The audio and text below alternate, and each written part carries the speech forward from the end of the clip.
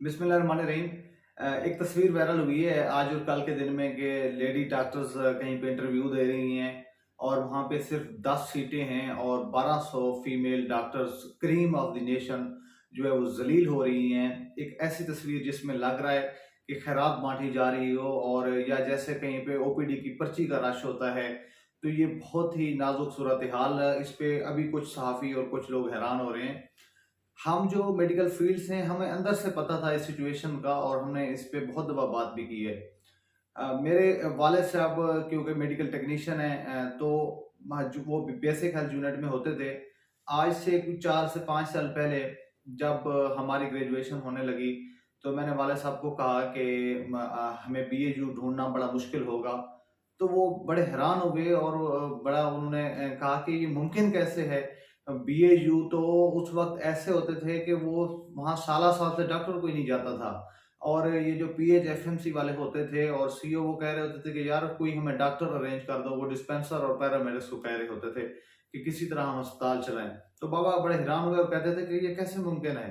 लेकिन जब से सेंट्रल इंडक्शन पॉलिसी आई और उसके बाद जो प्राइवेट मेडिकल कॉलेज का माफिया आया और फॉरेन मेडिकल ग्रेजुएट्स आए, इतनी तादाद में डॉक्टर बने। 3200 से 3400 डॉक्टर्स जो है वो पहले हमारे जो रेगुलर मेडिकल कॉलेज हैं गवर्नमेंट सेक्टर के, वहाँ से बनते थे और डॉक्टरों की किल्लत होती थी और डॉक्टरों का बड़ा नाम होता था और वो एक कहते थे कि एक डॉक्टर 10 घर पालता है। लेकिन जब से ये प्राइवेट मेडिकल कॉलेजेस आए हैं और फॉरेन मेडिकल ग्रेजुएट्स, तो वो 3200 की बजाय ग्राफ वो चढ़ता चढ़ता अब 10,000 डॉक्टर कमोबेश हर साल इसी सर्कल में आ रहा है जो पास आउट होके आ रहे हैं। कुछ चाइना से आ रहे हैं, कुछ रशिया से आ रहे हैं, कुछ सिंध से पढ़े हुए आ रहे हैं, कुछ इस्लामाबाद से आ रहे हैं। तो बहरहाल एक बहुत बड़ी तादाद है। अब 10,000 सीट्स हर साल मुझे कहीं पे कोई क्रिएट करके दिखाए। अब जहाँ पे भी 12 सीटें होती हैं तो 2400 एप्लीकेंट होते हैं। ये पिछले दिनों की बात है जब न्यू अस्पताल में 100 नशिस्तें आई और वहाँ पे अप्लाई करने वाले 11,000 डॉक्टर थे और उन 11,000 डॉक्टरों में से 30 बंदे एफसीपीएस पास थे और 300 जो है वो न्यू अस्पताल के अपने ग्रेजुएट्स थे।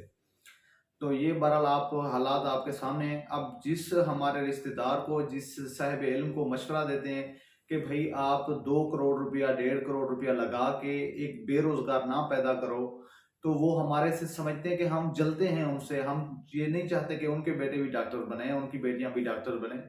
तो भाई आप बनाए डॉक्टर।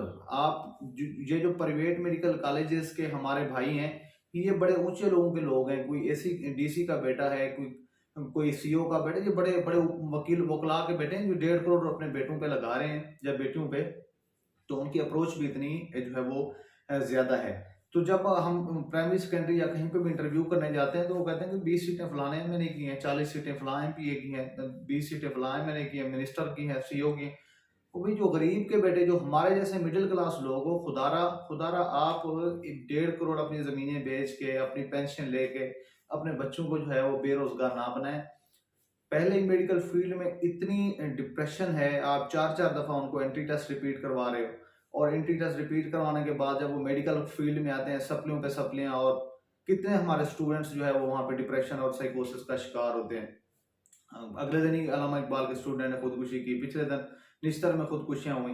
तो ठीक है, जो बेचारे आ जाते हैं। लेकिन जब फील्ड के बाद क्रीम ऑफ द नेशन, जो एक ओवरऑल का एक वाइट कोट होता था, उसकी एक डिग्निटी होती थी, उसकी रिस्पेक्ट होती थी, वो अब आपको पिछले दिन जो सीटें आई वहां पे भी इस तरह 2400 से 3,000 फीमेल, वो बेचारी, उनके पास बैठने की जगह नहीं थी, उनको किसी ने पानी तक नहीं पिलाया। तो ये, और जब वहाँ इंटरव्यू जाते हो, एक जस्ट फॉर्मेलिटी होती है, 2 4 क्वेश्चन की, हाँ जी जाए बस।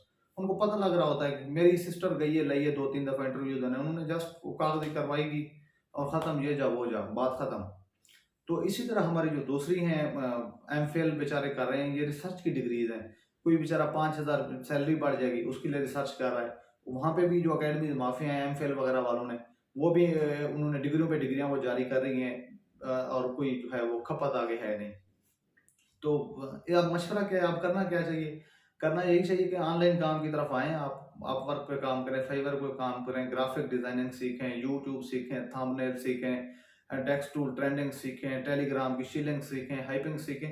इतनी वेबसाइट डेवलपमेंट काम सीखे, जितने भी काम हैं अपने अपने बच्चों को जो है वो एक सही ट्रैक पे लेके आए और 1.5 करोड़ रुपए लेके आप जो है एक बेरोजगार ना पैदा करें, उनको बिजनेस एस्टेब्लिश कर दें, घर में एक भी बिजनेस एस्टेब्लिश कर दें।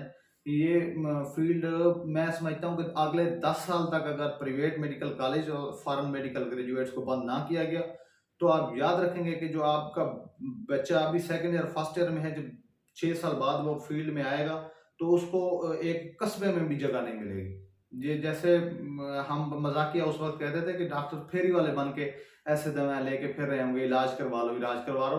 अब वही सूरत हाल आ गई है, फैसला आपने खुद करना है। मोहम्मद कसबर सईद, अस्सलाम वालेकुम।